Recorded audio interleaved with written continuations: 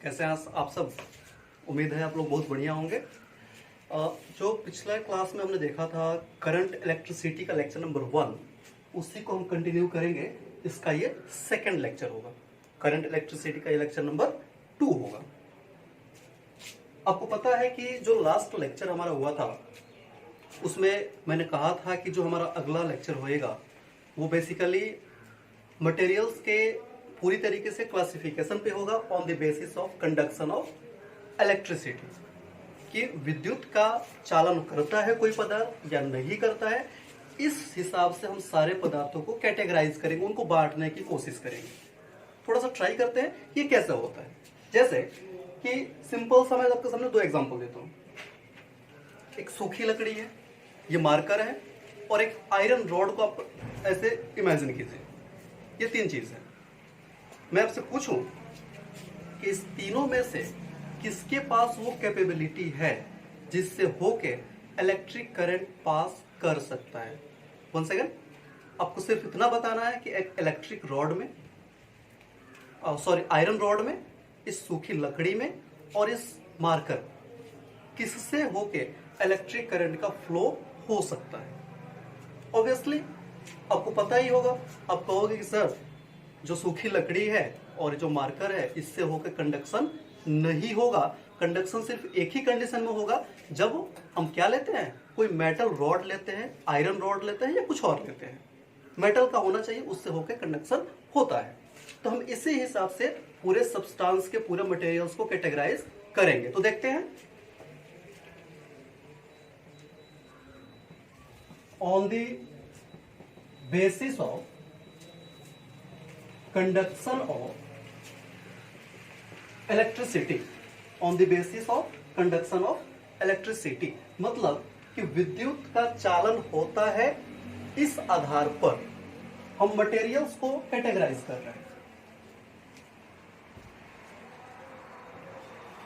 जितनी मटेरियल्स हमारे आसपास दिखती है उन सबको हम 3 कैटेगरी में बांटने की कोशिश करेंगे। First one is conductor. What? First one is conductor. Hindi होता है सुचालक। क्या होता है हिंदी इसका? सुचालक। Second one is non conductor. क्या पढ़ेगा उसको? Non conductor. इसी को आप लोग अपने लैंग्वेज में कहीं कहीं आप लोग इंसोल्यूटर भी बोलते हैं। हिंदी होता है कुचालक। And third one is semi conductor. Third one is semi conductor, जिसको आप लोग बोलते हो अर्धचालक। क्या बोलते हैं उसको? अर्धचालक। तो आपने यहां से सीखा कि इलेक्ट्रिसिटी के कंडक्शन के बेसिस पे मटेरियल्स को हमने 3 कैटेगरी में डिवाइड किया। फर्स्ट वन इज कंडक्टर, सुचालक। Second one is non conductor या इनसोल्यूटर, दैट मीन्स कुचालक। And third one is semi conductor, इसका मतलब होता है अर्धचालक। क्या मतलब होता है? अर्धचालक। नाम से क्लियर है? अर्ध मतलब होता है आधा। तो इस तरीके से 3 भागों में हमने बांट लिया। अब एक एक करके देखते हैं कि तीनों होता क्या है। फर्स्ट में कंडक्टर है, तो कंडक्टर का मीनिंग होता है कि वैसा कोई भी मटेरियल जो अपने से होके इलेक्ट्रिसिटी को पास आउट होने देता है। फिर से, वैसा कोई भी मटेरियल जो अपने से होके इलेक्ट्रिसिटी को पास आउट होने देता है। ऑफ कोर्स आप लोग ये नहीं देखिएगा मैं मार्कर को इशारा कर रहा हूं। इसका मतलब ये है कि अगर यहां कोई भी मटेरियल लेते हैं, अगर वो पास आउट कर रहा है, XYZ कुछ भी हो, इसका मतलब है कि वो कंडक्टर है। Second one non conductor. इसका मतलब है कि जो अपने से होके इलेक्ट्रिसिटी को पास होने नहीं देता है, उसको बोलते हैं नॉन कंडक्टर या insulator. And third one semi conductor. अब देखिए होता क्या है कि एज्यूम करते हैं कोई एक ऑब्जेक्ट है, लेट्स से कि ये कोई रॉड है, ए। दो कंडीशंस में बताता हूं, दोनों में क्या डिफरेंस होता है समझने की कोशिश करेंगे। एक, जब टेम्परेचर हाई होता है, 1 सेकेंड, उस रॉड को मैंने एक बार वैसे फिजिकल कंडीशंस में रखे जहां पे टेम्परेचर हाई था, और सेम रॉड को मैंने वैसे जगह रखा जहां पे टेम्परेचर बहुत ही लो था, बहुत ही लो था, बिलो 0 डिग्री, 0 डिग्री से भी कम था। डिफरेंस समझ आ रहा है? एक ही है रॉड ए, जिसको एक बार मैंने रखा था जहां टेम्परेचर बहुत हाई था, एरो साइन अबव डायरेक्शन में क्या दिखा रहा है कि टेम्परेचर बहुत ही ज्यादा हाई था, एक्सट्रीम टेम्परेचर था। दूसरा, टेम्परेचर यहां पे बहुत ही लो था, बहुत ही लो था, बिलो 0 डिग्री था। फर्क क्या होता है दोनों में कि सेम मटेरियल इस कंडीशन में इलेक्ट्रिसिटी का कंडक्शन करता है, सेम मटेरियल इस कंडीशन में इलेक्ट्रिसिटी का कंडक्शन कर रहा है, जबकि दूसरे जहां पे टेम्परेचर बहुत ही लो था वहां पे इलेक्ट्रिसिटी का कंडक्शन वो नहीं करता है, वहां कभी भी ये इलेक्ट्रिसिटी का कंडक्शन नहीं करता है। हालांकि अलग अलग मटेरियल्स के लिए ये सिचुएशंस अलग अलग हो सकती है, मैंने बस एक एज्यूम करके बताया कि सोचो ऐसा होता है तो फिर क्या होगा। तो अब देख रहे हैं कि मटेरियल सेम, एक बार कंडक्शन हुआ और दूसरी बार कंडक्शन नहीं हुआ, तो फिर इसको क्या कहेंगे? इसको कंडक्टर कहेंगे या नॉन कंडक्टर कहेंगे? That's a big question. यहां पे तो इसको कंडक्टर बोल दोगे, दैट्स गुड, लेकिन इस कंडीशन में जब टेम्परेचर बहुत ही लो था, वो कंडक्शन नहीं कर पा रहा था, तो सेम चीज को आप बोलोगे कि ये नॉन कंडक्टर है या इनसोल्यूटर है, जो कि आपके पहले वाले स्टेटमेंट को कॉन्ट्राडिक्ट करता है। आपने जस्ट पहले कहा था कि वो कंडक्शन करेगा, अब फिर कह रहे हैं कि वो कंडक्शन नहीं करेगा। तो इसके लिए हमने एक तीसरी कैटेगरी सजेस्ट करी, दैट इज सेमी कंडक्टर। इस सेमी कंडक्टर की जो कंडक्टिविटी होती है वो हमेशा कंडक्टर और नॉन कंडक्टर के बीच की होती है, और वैसे कोई भी सब्सटेंस जो इन दोनों के बीच का प्रॉपर्टी शो ऑफ करता है, कंडक्टर एंड नॉन कंडक्टर के बीच का, उसको बोलते हैं सेमी कंडक्टर। क्या बोलेंगे? सेमी कंडक्टर बोलेंगे। ठीक है, अब थोड़ा सा एग्जांपल चेक करने की कोशिश करते हैं। जैसे कंडक्टर है, अब बताओ एग्जांपल 2-3, कम ऑन। आप अगर अच्छे से इसका एग्जांपल सोचोगे, वीडियो पॉज करके आराम से पहले एग्जांपल सोच लो, फिर मैं तो लिखता ही हूं। चलिए अब मैं बताता हूं। कंडक्टर का जब एग्जांपल आप देखोगे तो आप आराम से कह सकते हो कि ज्यादातर जो मेटल्स होते हैं, ऑलमोस्ट सारे मेटल्स इलेक्ट्रिसिटी का कंडक्शन करते हैं, सारे मेटल्स कंडक्शन करते हैं। इनसोल्यूटर में जाते हैं तो आप 2-4 एग्जांपल ऐसे आराम से निकाल सकते हैं। जैसे मेरे हाथ में ये मार्कर दिख रहा है, किस चीज से बना हुआ है? प्लास्टिक से बना हुआ। इसका मतलब है प्लास्टिक। लकड़ी मैंने आपको दिखाया था, जो मैं आपको दिखाया वही एग्जांपल बताता हूं। लकड़ी मैंने एक हाथ में लिया हुआ था, आपने देखा अभी, तो उससे भी कंडक्शन तो नहीं होता है ना। इसका मतलब है कि जो सूखी हुई लकड़ी होती है उससे भी कंडक्शन नहीं होता है, वो भी इनसोल्यूटर्स में आते हैं। वैसे बहुत सारे नॉन मेटल्स होते हैं जो कि किसमें आते हैं? तो नॉन कंडक्टर के कैटेगरीज में आते हैं। तीसरे का एग्जांपल देखते हैं, दैट इज सेमीकंडक्टर। तो आप नाम सुने होगा सिलिकॉन का, कम क्या? सिलिकॉन। आपने नाम सुना होगा जर्मेनियम, जर्मेनियम का। ये ऐसे बहुत सारे दूसरे भी आपको मटेरियल्स मिलेंगे जो ना ही कंडक्टर होते हैं ना ही नॉन कंडक्टर होते हैं। इन सबों को हम रखते हैं सेमी कंडक्टर की कैटेगरीज में। हमने तीनों का एग्जांपल चेक कर लिया।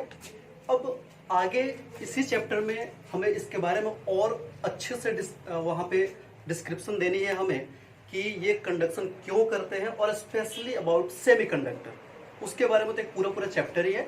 तो टेंशन लेने वाली बात नहीं है, जब ये चैप्टर दोबारा से स्टार्ट करी जाएगी वहां पे, तो उसके बारे में पूरा आपको डिटेल्स में सारी जानकारी वहां पे मिल जाएगी। ये हो गया कंडक्टर्स, नॉन कंडक्टर्स आप पहचान लिया। अब एक छोटा सा क्वेश्चन फिर से मैं आपको दे रहा हूं, थोड़ा सोचिएगा।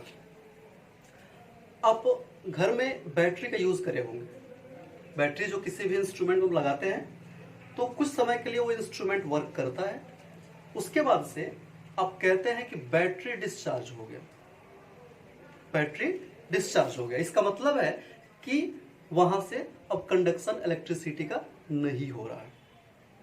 तो आखिर आपने ये कैसे जज किया कि डिस्चार्ज होगा तो कंडक्शन होगा, नहीं होगा, और जब डिस्चार्ज नहीं होगा वो चार्ज कर लेंगे तो वहां से कंडक्शन शुरू हो जाएगा। ये चार्ज करना और डिस्चार्ज होना में क्या मतलब है दोनों का? कैसे इलेक्ट्रिसिटी का कंडक्शन एक से दूसरी जगह हो पाता है? क्या कहीं भी हो जाएगा, किसी भी दिशा में हो जाएगा? इस पे बात हम लोग करने की कोशिश करेंगे। तो देखिए, इस चीज को समझने के लिए एक टर्म आता है जिसको बोलते हैं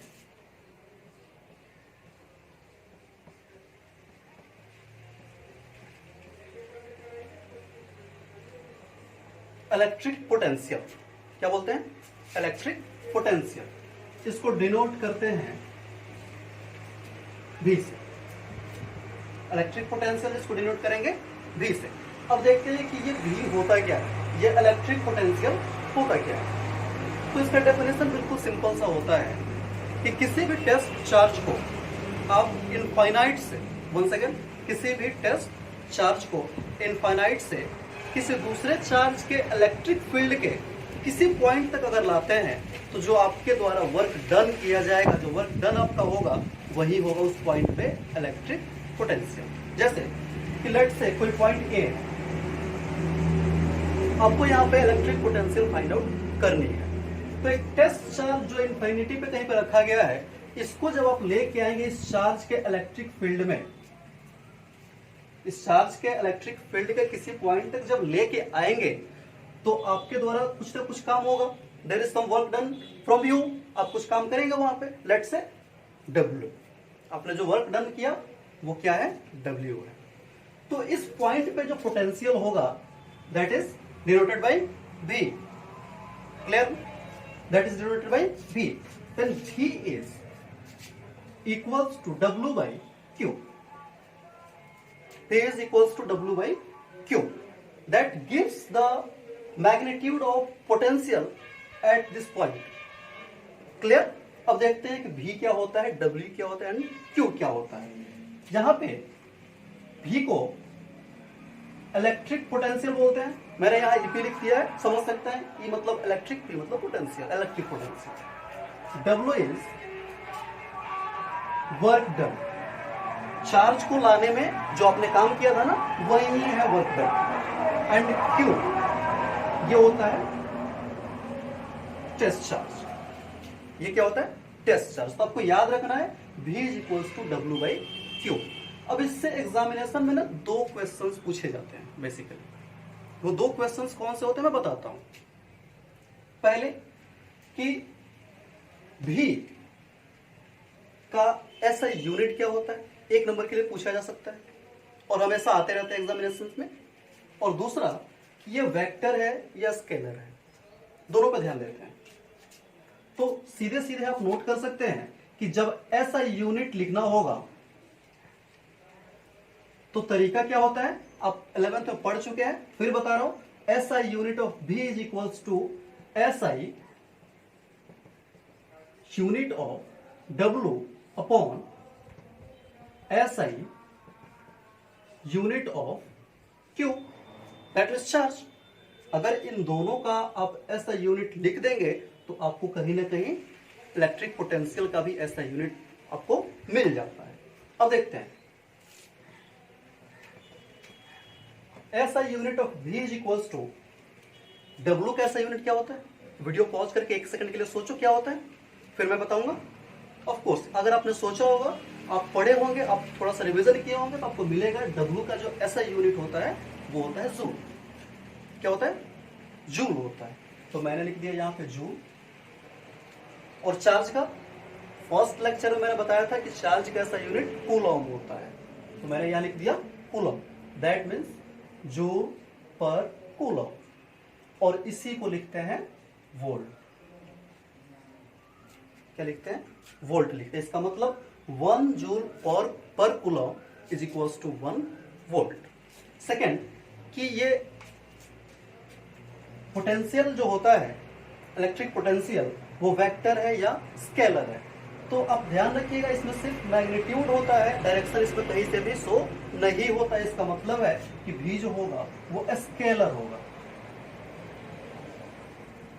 V क्या होगा? स्केलर क्वांटिटी होगा। तो ध्यान रखना है, इसका SI यूनिट जूल पर कूलम या वोल्ट होता है, और वहीं ये एक स्केलर क्वांटिटी होता है। क्लियर है?